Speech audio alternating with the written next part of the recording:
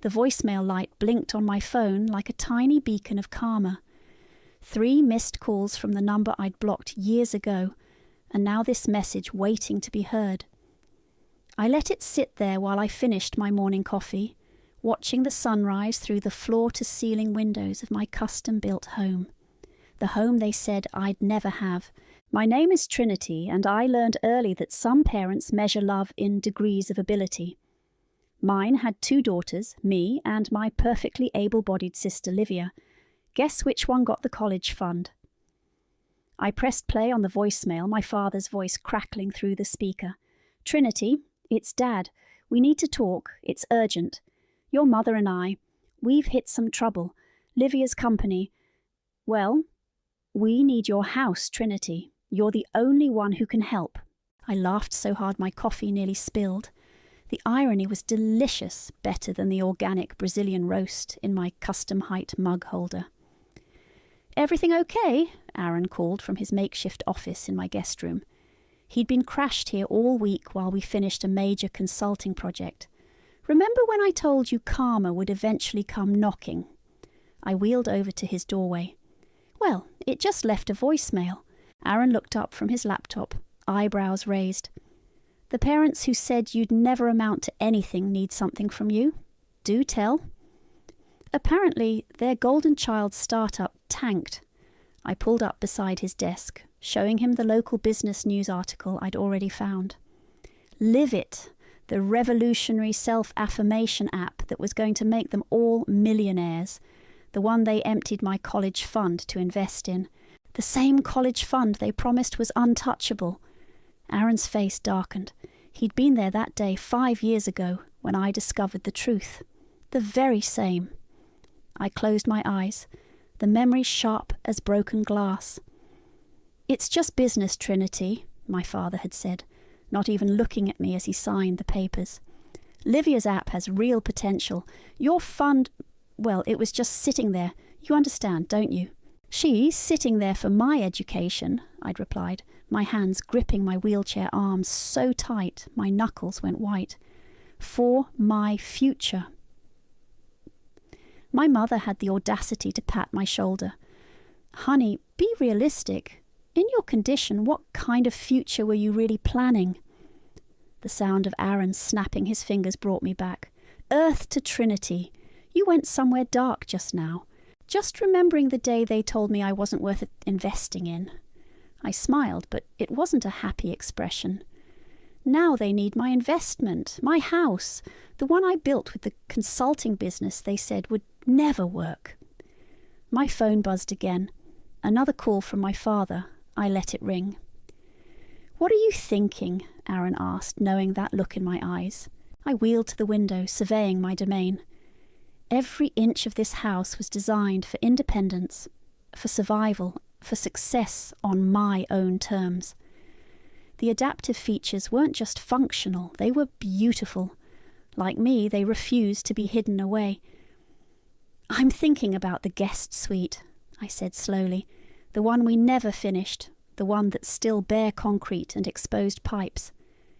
Trinity, they always treated me like I was barely more than furniture.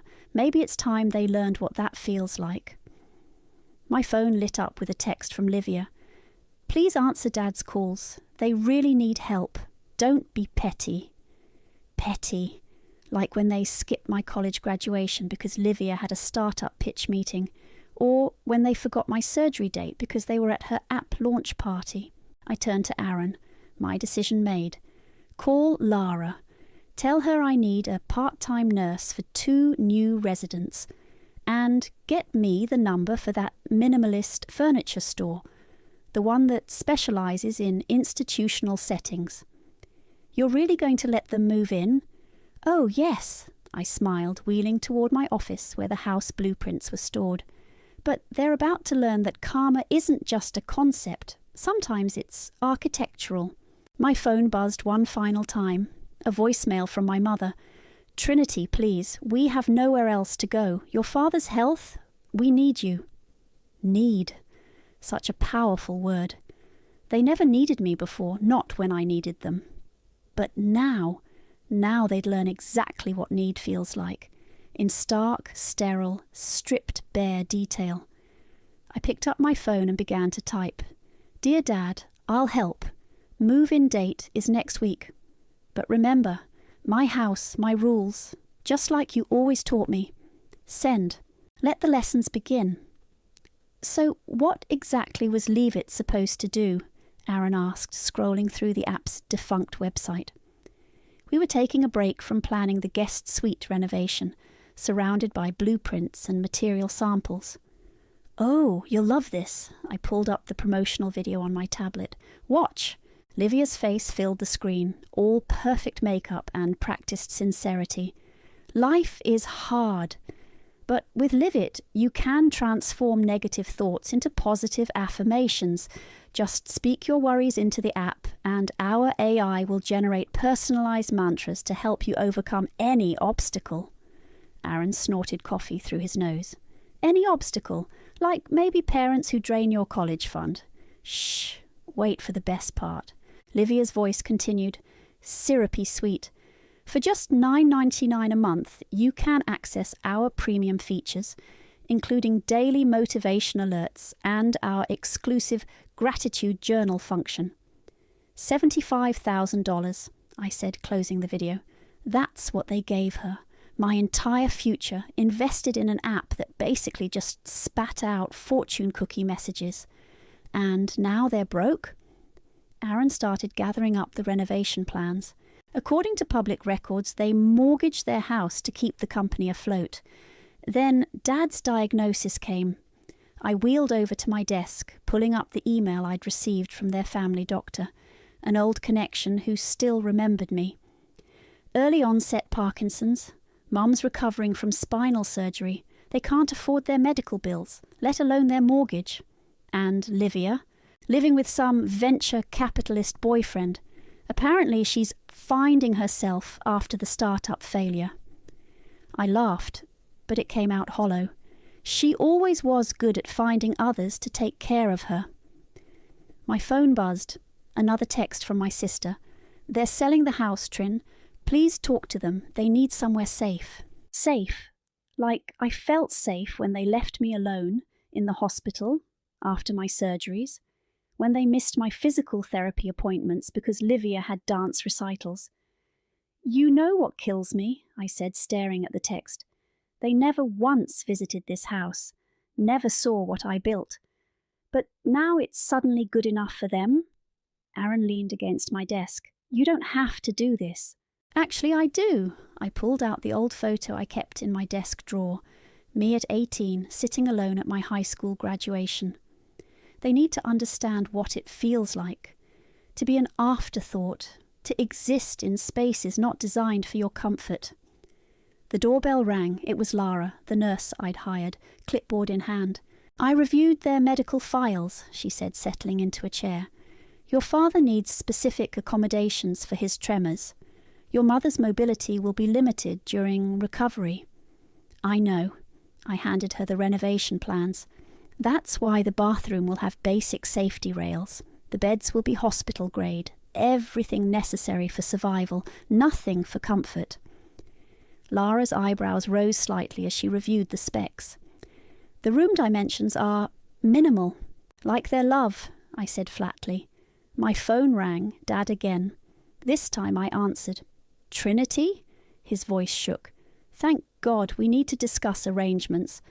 The suite will be ready next week," I cut in. "Nurse Lara will help with basic care. You'll have a bed, bathroom and microwave." "But that's all. That's all you need, isn't it? Just the basics. Anything more would be unrealistic, given your condition." The silence on the other end was deafening. Finally he spoke. "We're your parents, Trinity."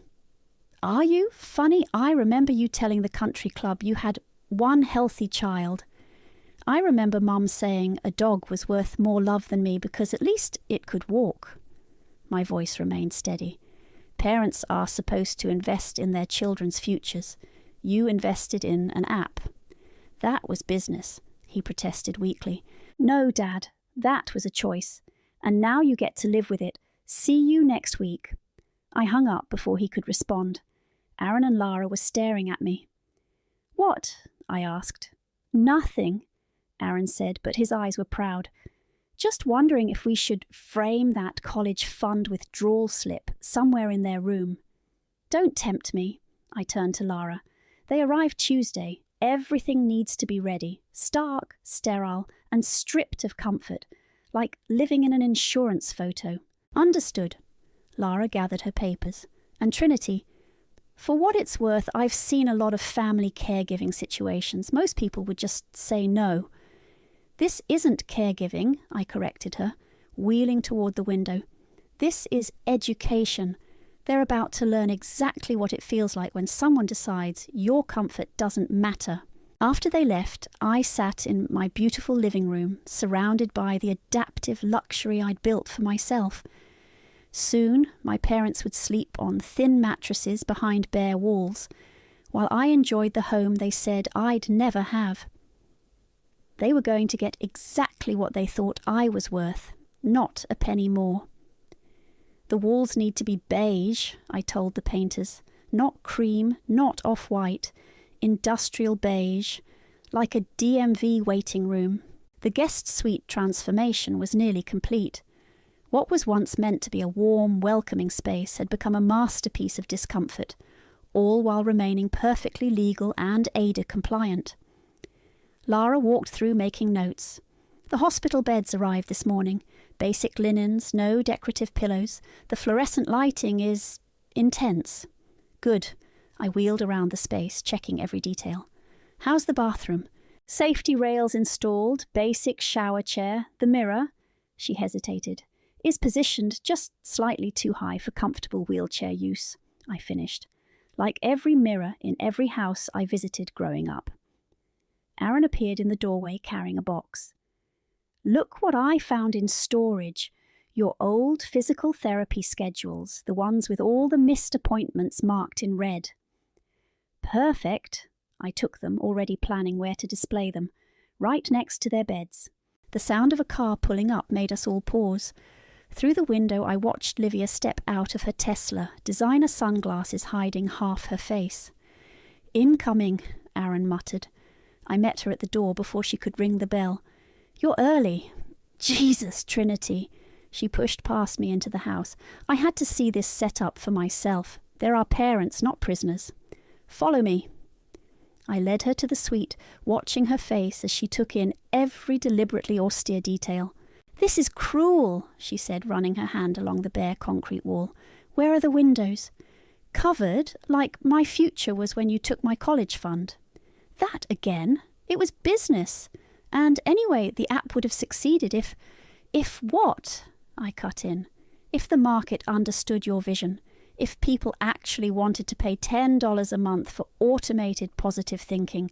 Face it, Livia, you failed. And you took my future down with you." She spun around, finger pointed. "At least I tried to make something of myself, while you just sat there." "Careful," Aaron warned from the doorway, his voice low. Livia caught herself, but the damage was done. I wheeled closer, my voice deadly calm. "Just sat there. I built a consulting empire while you played entrepreneur with my money. I designed this house while you designed emoji affirmations. The only thing I've been sitting on is this revenge." "They're sick," she pleaded. "Dad can barely hold a cup some days." "Really? The tremors must make it hard to function, to feel normal, to be independent. Imagine that." Lara cleared her throat. "The medication schedule is posted by the beds. Basic care will be provided twice daily." "Basic care!" Livia exploded. "They need more than basic care. They need their daughter." "No," I said quietly. "They need Karma, and she's finally home." A text alert chimed, the security company letting me know my parents' car had just turned onto my street. "Perfect timing," I said, wheeling toward my private wing. "Aaron, show them in. Lara, begin the intake process. Livia, you can stay or go. Like always, it's your choice." "Trinity, wait."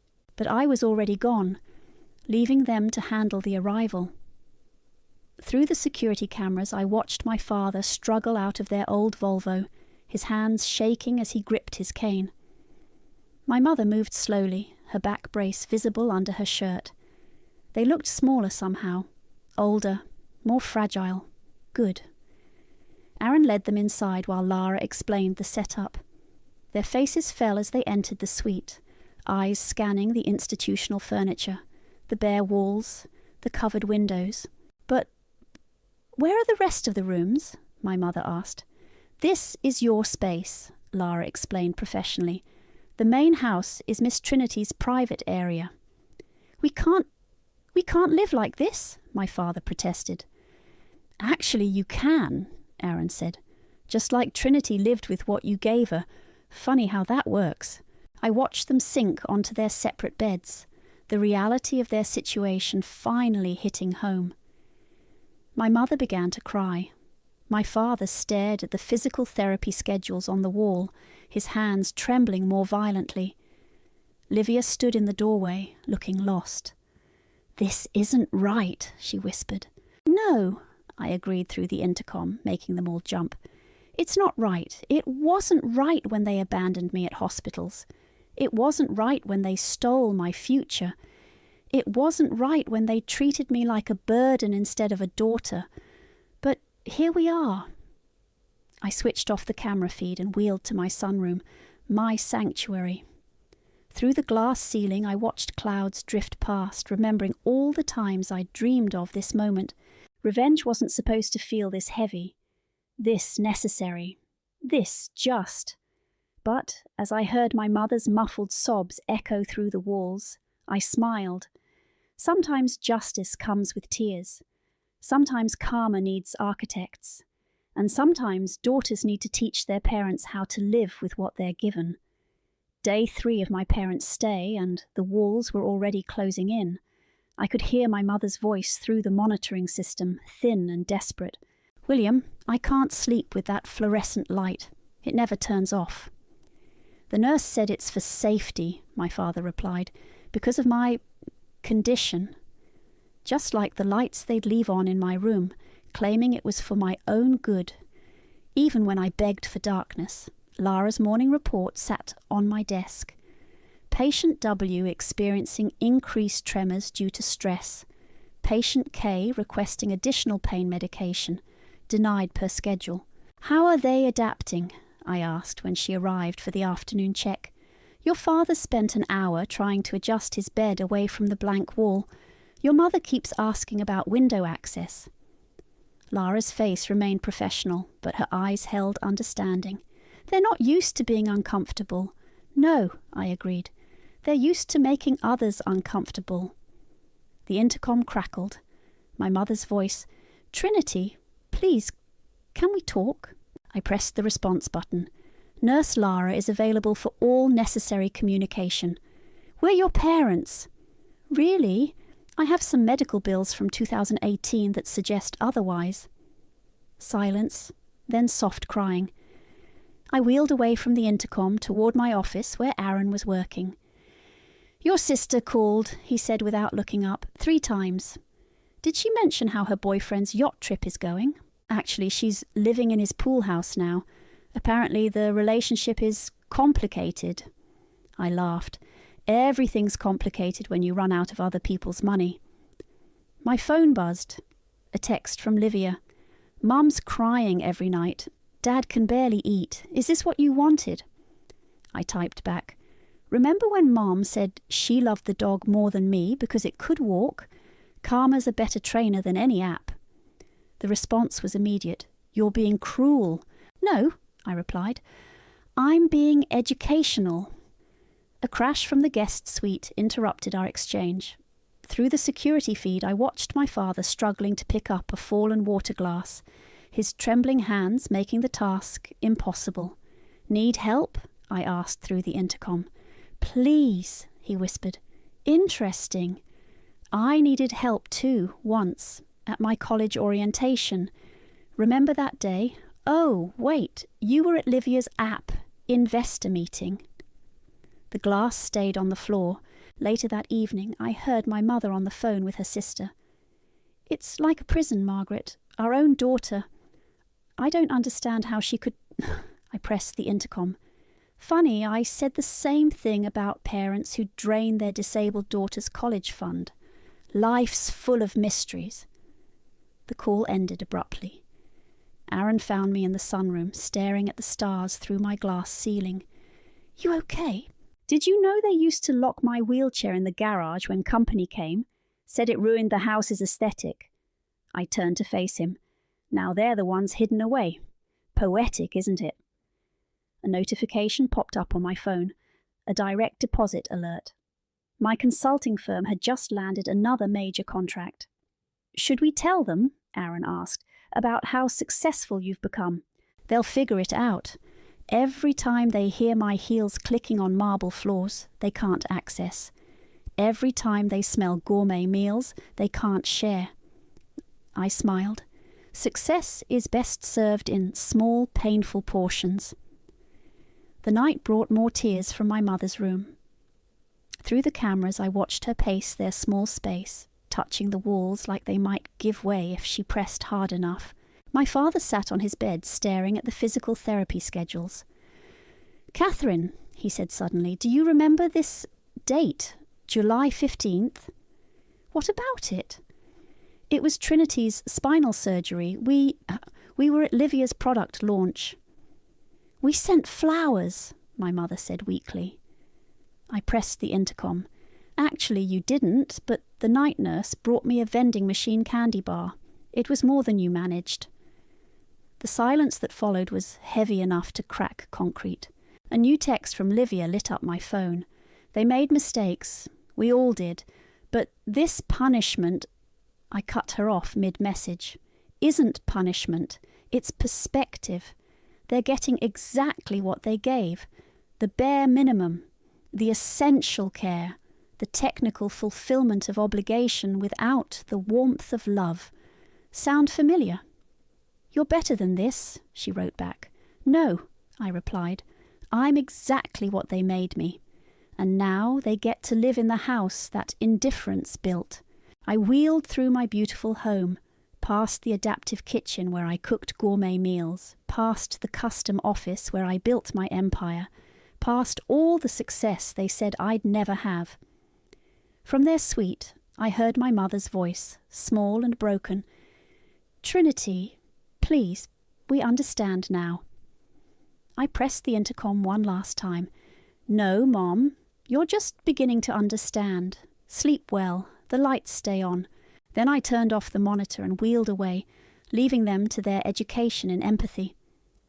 The sound of my front door slamming echoed through the house like a gunshot. I didn't need the security feed to know who it was. Livia's designer heels clicked against my marble floors like angry exclamation points. "Where are you?" she shouted. "We need to talk, now." I met her in the kitchen, where I was preparing my morning smoothie. "Indoor voice, Liv. This isn't one of your start-up pitches. Have you seen them?" She threw her bag onto my counter. "Actually seen them? Dad can barely hold a fork. Mum hasn't slept in days." "I've seen everything."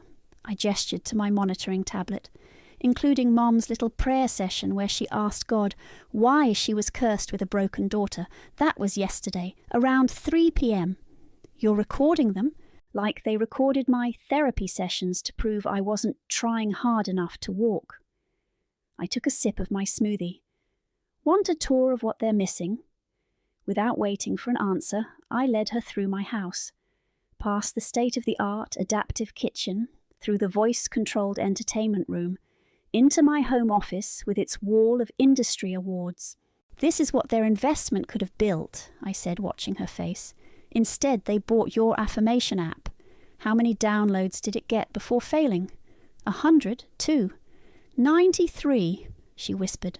"But that's not—" 93 people paid $10 to have a computer tell them they matter. Meanwhile, my consulting firm just signed a $1 million contract to make Fortune 500 companies accessible to everyone. I wheeled closer. "You got my legs while I got your pity. How's that working out for everyone?" "You're better than this," she tried again. "This revenge is exactly what I earned, what I built, what I designed, down to the last uncomfortable detail." Aaron appeared in the doorway. Everything okay in here? I heard shouting. Just giving my sister a tour, I said sweetly, showing her what real success looks like without stealing someone else's future. Livia's face reddened. You want to talk about stealing? How about stealing our parents' dignity, their comfort, their what? I cut in. Their ability to move freely, their independence, their sense of worth. Welcome to my childhood, sis. How does it feel from the other side? They're sick. They're experiencing consequences. There's a difference. I wheeled to a locked door, the one leading to my private sunroom. Want to see what they could have had? I pressed my code into the keypad. The door swung open to reveal a stunning space filled with natural light, adaptive furniture, and every comfort imaginable. A paradise of accessibility and luxury. This, I said quietly, was meant for family, when I thought I had one. Livia stood speechless, taking in the contrast between this room and our parents' suite. You know what Mom told her friends at the country club, I continued, that they had one healthy child, one, like I didn't exist, like I was a shadow they had to explain away. I didn't know, she whispered. Of course you didn't. You were too busy being perfect, being whole, being worth investing in. The intercom crackled. My father's voice, Livia, is that you? I pressed the response button. Family meeting in progress, Dad. Nurse Lara will be there for your afternoon check soon. Please, he began, but I cut the feed. You're torturing them, Livia said. No, I'm teaching them. Every bare wall, every sleepless night, every moment of discomfort, it's all carefully designed, like they designed my isolation. Aaron cleared his throat. Trinity, maybe what? I spun to face him. Maybe I should forgive them, like they forgave my body for betraying their perfect family image, like they forgave me for needing help, for needing love, for needing anything. The silence stretched between us like a taut wire. Finally, Livia spoke. They told people they had one healthy child. Among other things, want to hear about the dog comment, or maybe how they explained away my empty seat at your graduation dinner. She sank into a chair, her perfect posture crumbling. I never knew. I was so focused on my dreams, my future. My money, I added helpfully. I'll pay you back, she said quickly. Once I get back on my feet, keep it. I wheeled to the sunroom door. Consider it the price of this education. Now, if you'll excuse me, I have a video call with actual paying clients. As I closed the door, I heard her last whispered words. What have we done? I smiled, remembering all the times I'd asked myself the same question. The difference was, I knew exactly what I was doing, and I wasn't done yet. Your father had another episode last night, Lara reported, handing me her tablet. The tremors were severe enough that he couldn't take his medication without assistance. I scrolled through the night's logs. And my mother? Asked for sleeping pills again. When I refused, she spent 3 hours sitting in the hallway crying. Through the monitors, I watched them now. My father struggling to button his shirt. My mother staring at the blank wall like it might suddenly sprout windows. You're a toxic daughter, my father had shouted yesterday, his frustration finally boiling over. A vindictive, cruel... I'd cut the intercom before he could finish. Cruel was watching your child struggle alone. Toxic was choosing another child's dreams over your first child's needs. Aaron walked in with coffee and a concerned expression. The assisted living facility called. They have 2 rooms available next month. Perfect timing, I said, taking the coffee. This lesson's almost learned. A notification popped up on my phone. An email from my mother's sister. What you're doing is inhuman. They're your parents. I typed back. Funny how family obligations only matter when they need something from me. The morning passed in a blur of work calls and project reviews. My consulting firm was expanding, our client list growing. Success, it turned out, was the best revenge. Around noon, Lara's voice came through my office intercom. "Trinity, your mother's asking for you. She seems different." I switched to the security feed. My mother sat on her bed, holding an old photograph I hadn't noticed her bringing. Even through the grainy footage, I recognized it. My 10th birthday, the last one before they stopped celebrating them. "I need to visit someone," I told Aaron, grabbing my keys. The cemetery was quiet this time of day. I wheeled up to Rosalie's grave, laying a single rose against the stone. My old teacher, the only one who saw past my wheelchair to the mind behind it. "You were right," I said to the granite marker, "about building a life they couldn't touch, about making them wish they could. Success isn't just about proving them wrong," Rosalie had told me once. "It's about proving yourself right." When I returned home, Lara met me at the door. "Your mother's been asking for her medication early, says the pain is worse." "Stick to the schedule," I replied. "Pain needs time to teach its lessons." But something felt different. The air in the house was heavier, charged with an emotion I couldn't name. Late that night, unable to sleep, I wheeled silently through my dark house. As I passed their suite, I heard my mother's voice, thin and broken. "Do you remember her first wheelchair, William? The little pink one?" "Catherine, don't—" "She decorated it with stickers, made it pretty. While we were so focused on fixing her, we never saw how she was fixing herself." I stopped listening. "We failed her," my father's voice cracked. "Not the other way around." "I keep thinking about that dog comment I made," my mother whispered. "How could I? My own daughter." "We chose wrong," he replied. "Every time we chose wrong." I heard movement, then my mother's voice again. "I need to tell her, now. I don't care what time it is." The door opened. My mother stepped into the hallway, freezing when she saw me there. "Trinity," she breathed. "Looking for something, Mom? More comfort? More medication? More chances?" She sank to the floor, eye level with my chair for the first time in years. "No, just you. I need you to know—" "What? That you're sorry? That you understand now? That living in a bare room with minimal comfort is somehow enlightening? That we never deserved you," she whispered. "Not then, not now, not ever." The words hung between us like smoke. "You win," she continued, tears falling freely. "We see it now. What we did, what we were, what we lost." I wheeled closer, looking down at the woman who had looked down on me for so long. "This was never about winning, Mom. It was about learning. Please," she reached for my hand. I pulled back. "Nurse Lara will take you back to your room," I said, pressing the call button. "Tomorrow we'll discuss your transfer to assisted living. This lesson's finished. Trinity—" "Good night, Mom. The lights stay on, like always." As Lara led my mother back to her room, I heard her last whispered words. "We never saw your light. We only saw our shadows."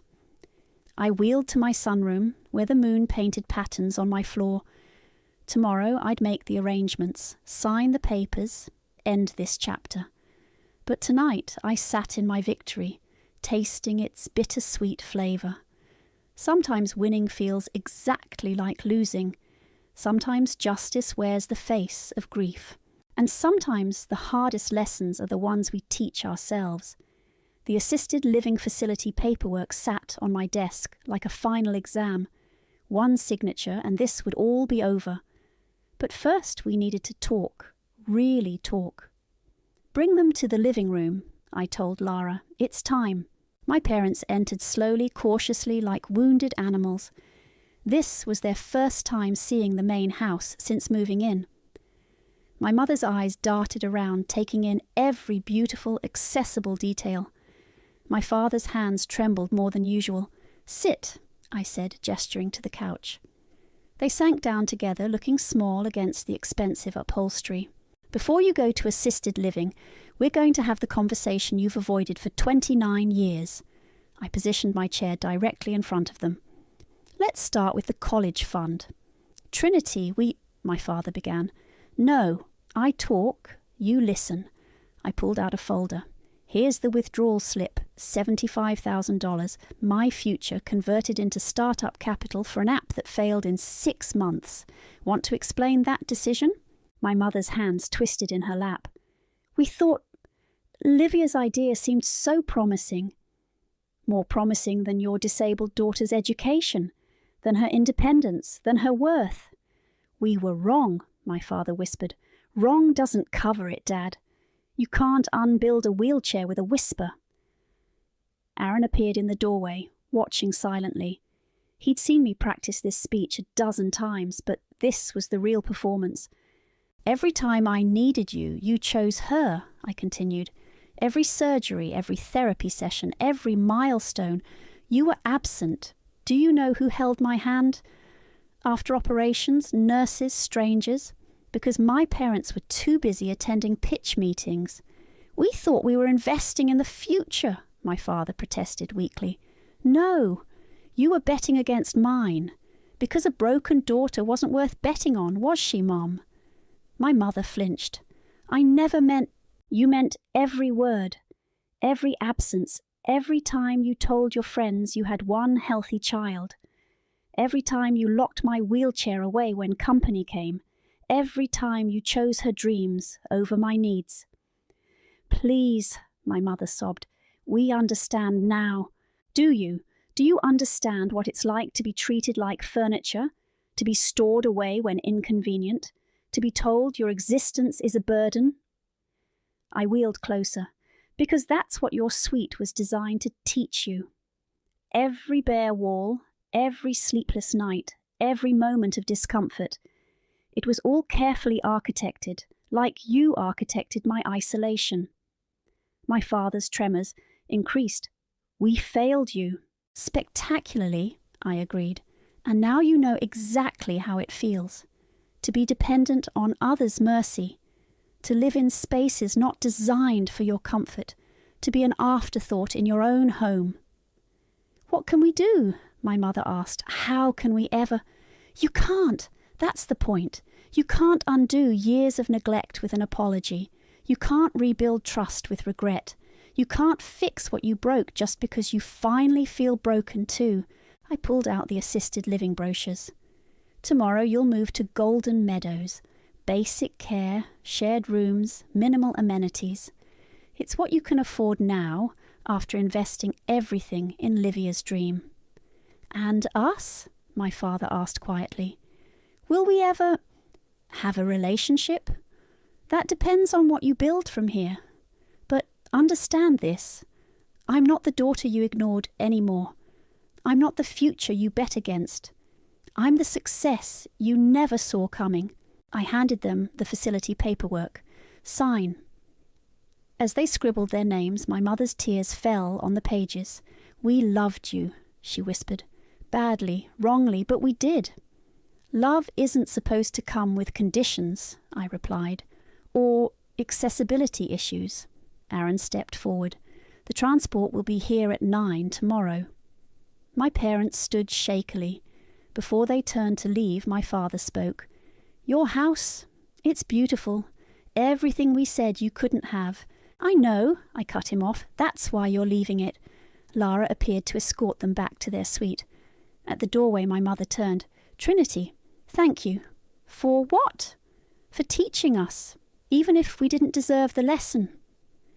After they were gone, Aaron sat beside me. "You okay?" I stared at the signed papers at the end of this chapter.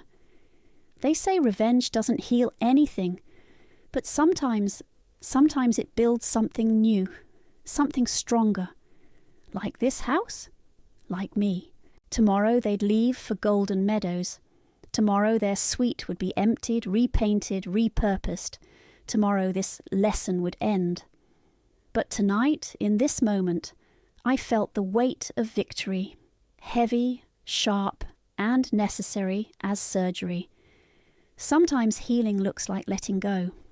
Sometimes justice wears the face of goodbye. And sometimes the strongest thing you can build is the courage to close a door.